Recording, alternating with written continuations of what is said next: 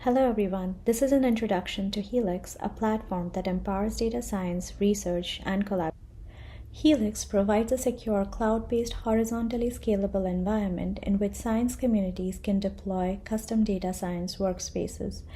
These include Linux environments, visualization tools, big data tools, computational workflows like Nextflow, and others. The metadata-driven framework dynamically orchestrates workspaces using the Kubernetes Container Scheduler.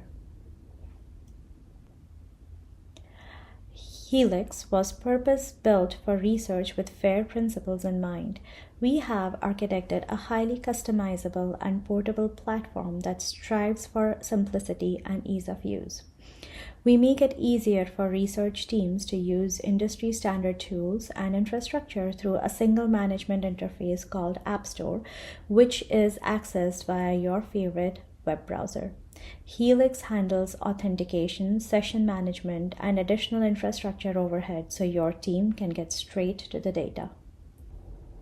HeLx uses microservice patterns to achieve a high level of customization, flexibility, and scalability in Kubernetes environments, while also ensuring repeatability of research by standardizing the workspaces available to teams via their containers. HeLx can run anywhere a Kubernetes-like environment exists and is a great option for private or air-gapped scenarios where full data ownership and control are required. HeLx follows the 12-factor app principles for customization, which are easily set using our Helm charts. The top left tiles describe the components which enable the HeLx web application, including authentication, App Store, user and session management. The tiles on the right-hand side describe 1. The metadata-driven architecture of HeLx and how it enables the configuration of domain-specific applications in its workspace, and 2. The versatility of the apps available to a researcher. App Store acts as a toolbox to couple all of your research tools together in one place. Users log into App Store and can launch their own dedicated research environments called workspaces with ease. Compute resources like CPU, GPU, and memory can be preset or left for researchers to set prior to launching the workspace. Each workspace hosted in App Store is backed by a specific container image marked by Semver to ensure repeatability of the environment across your team. If your application can be containerized, chances are it can be used in HeLx. Applications available in HeLx are completely customizable using a simple configuration system.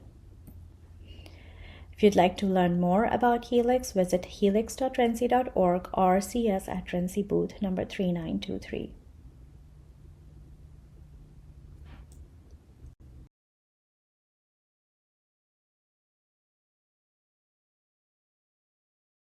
This is a deployment of the HeLx platform. Right now, I'm on the HeLx UI splash page, and I'm going to log in with either SAML support or OAuth 2 support using one of these identity providers.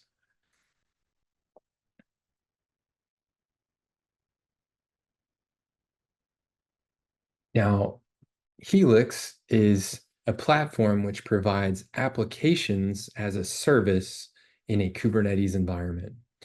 We have aimed to make it easier for researchers to take advantage of Kubernetes positives without needing to know the technical details of Kubernetes itself.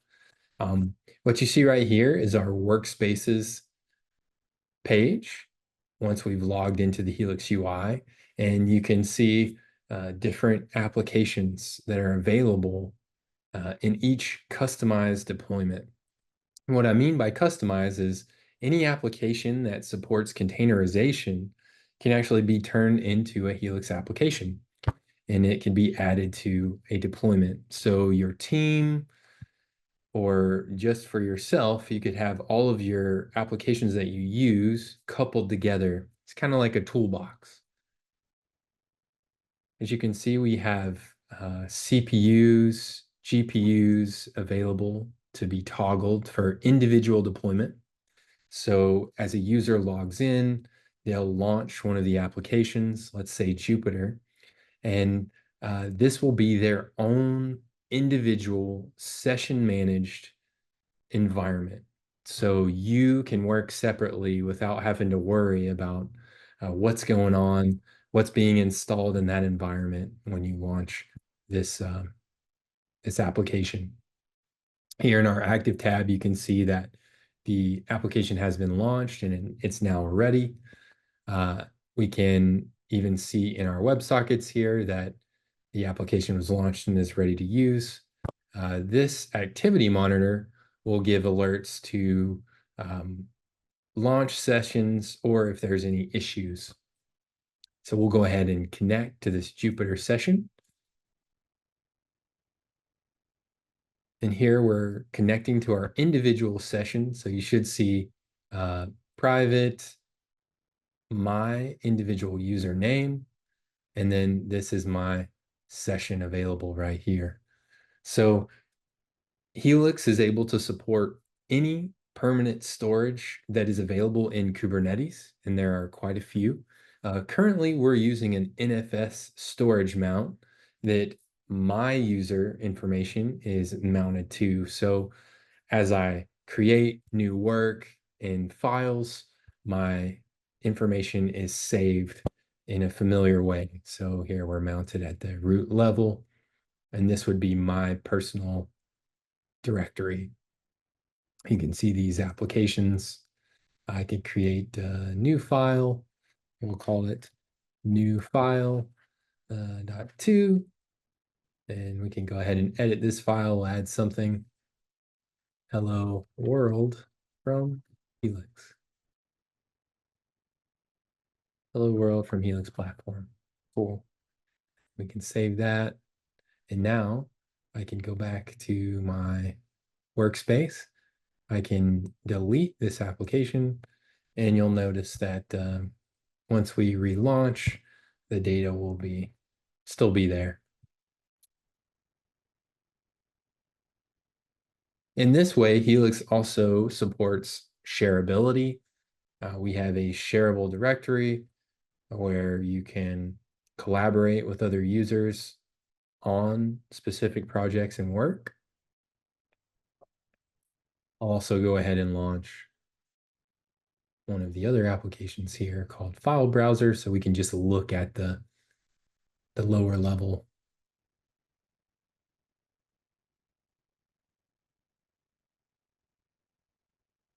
directory. And there's new file 2, still available. Great. So we deleted our application, started the environment again, and we're left with all of our files. File browser is just a convenient way from a UI to look into our files and storage.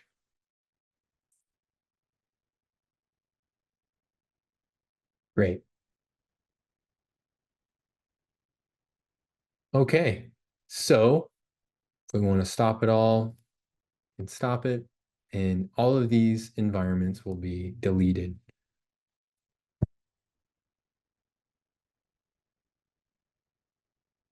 And that is really all there is to HeLx. We try to remove the complexities of Kubernetes so you can get straight to your data. So in this way, you could create common pipelines with some of these tools and have them all in the same place with storage and the capability to collaborate with other users.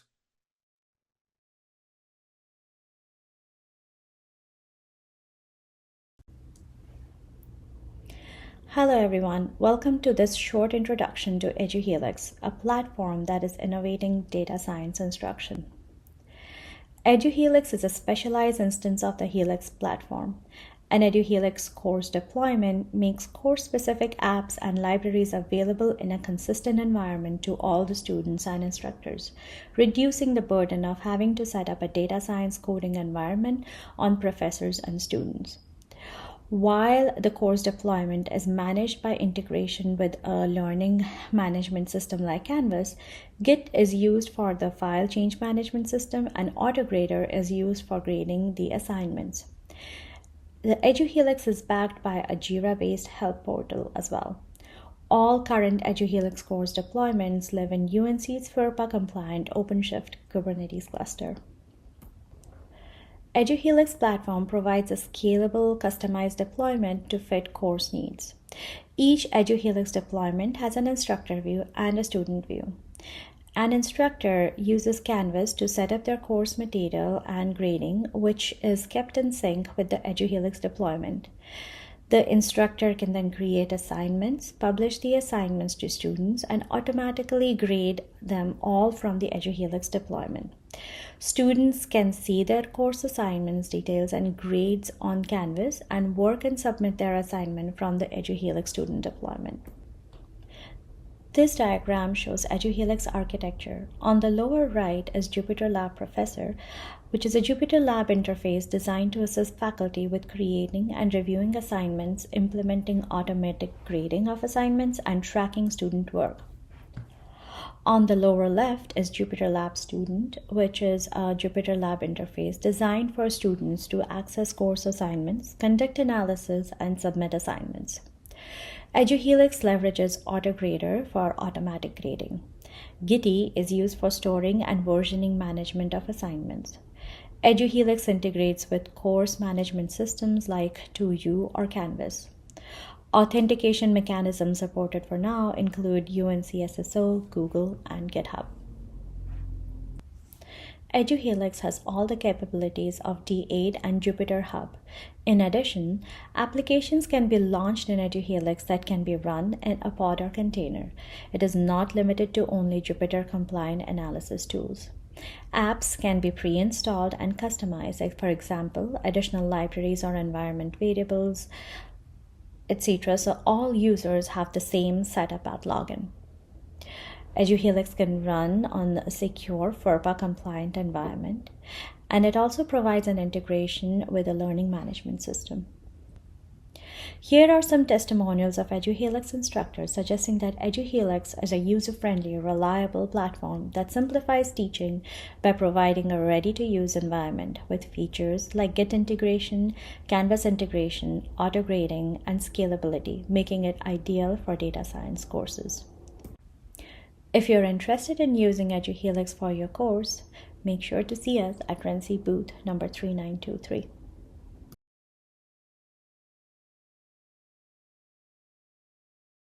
Today we are going to do a demo of EduHeLx.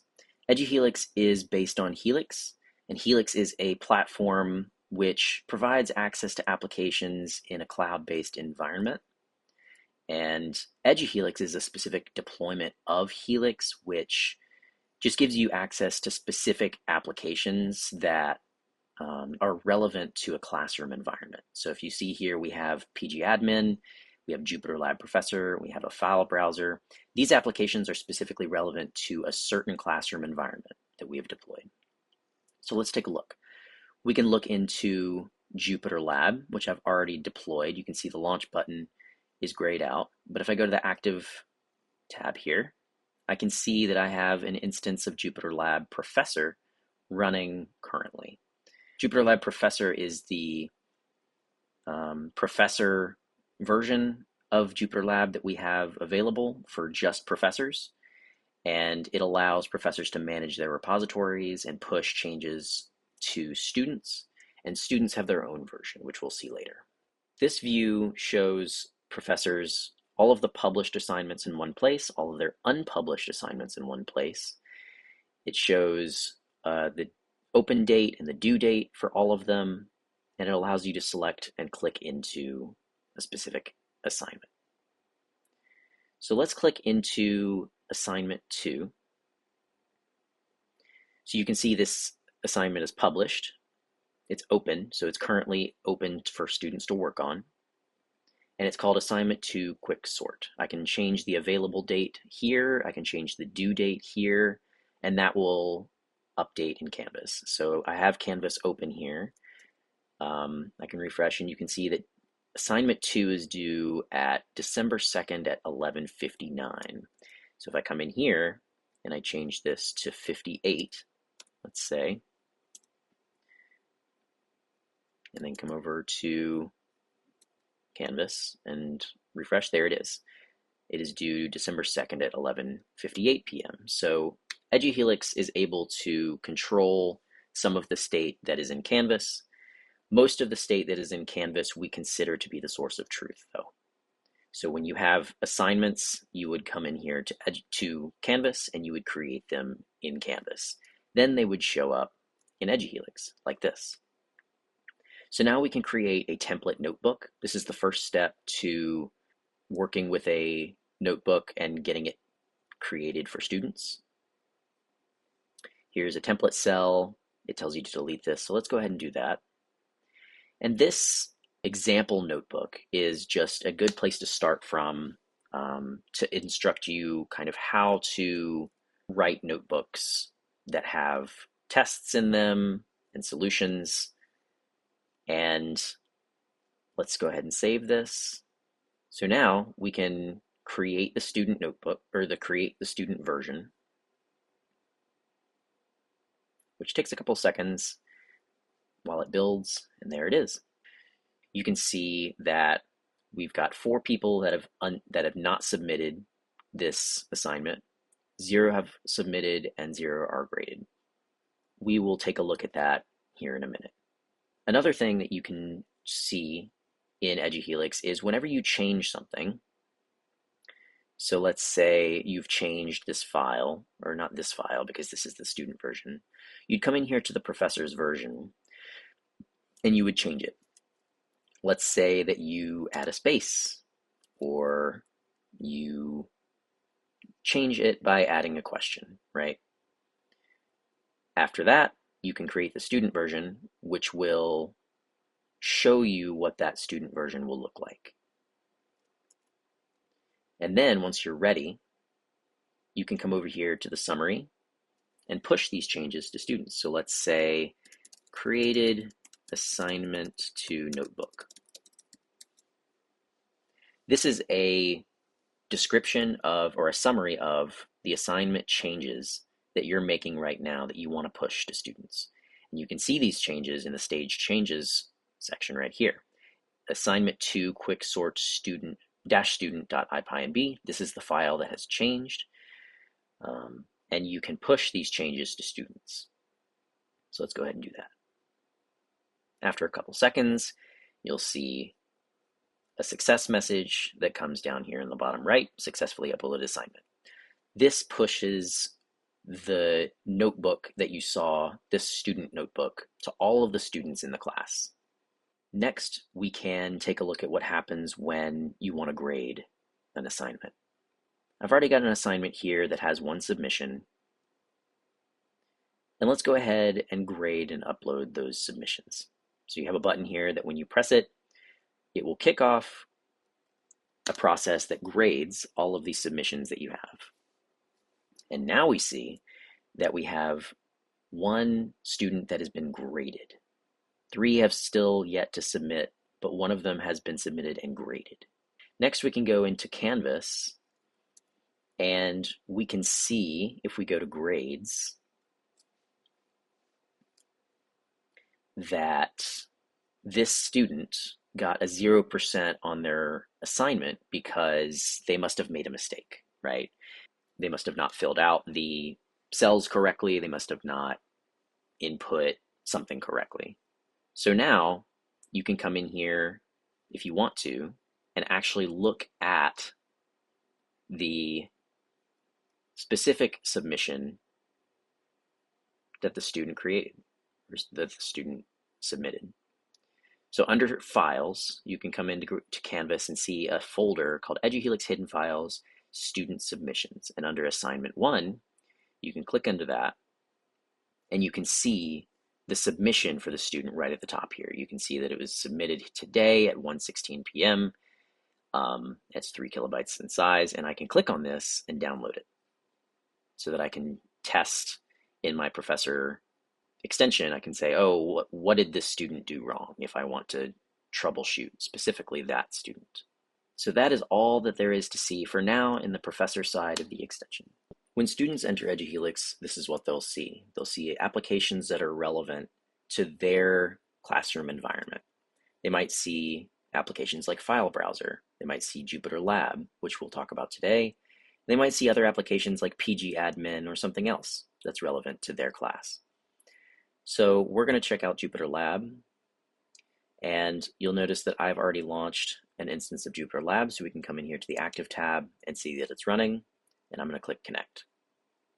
Once it opens up, you'll see that it looks very similar to the professor side. It has a list of active assignments, upcoming assignments, and assignments that were due in the past. So let's click into assignment number 2. You'll notice that it's not submitted. We can see the due date here. It tells us the assignment notebook.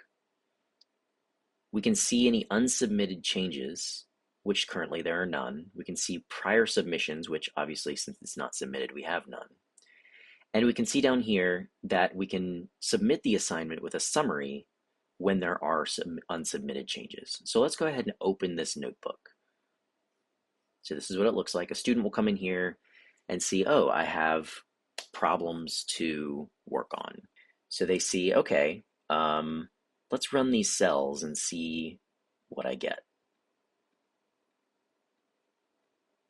Okay, question 1 is failing. Obviously, that's because question 1, this function is not implemented. So I need to come in here and implement it. Multiply by 2, I think that's probably just going to require that.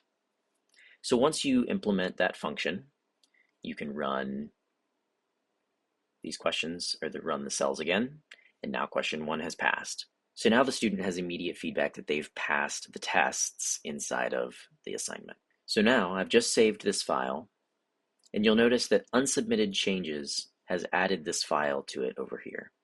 So now it says this file has been modified, quicksort-student.ipynb.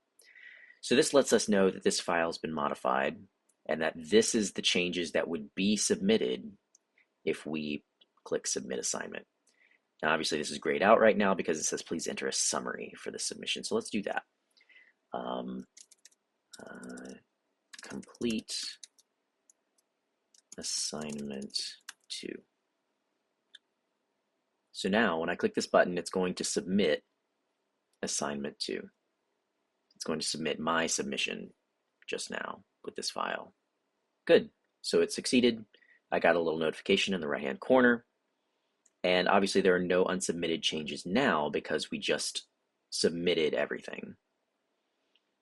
And now you can see in the Submissions tab that we had just submitted. Also, you can see up here that you've submitted this assignment before. And that's about all that there is to the student and professor side of Jupyter Lab using EduHeLx.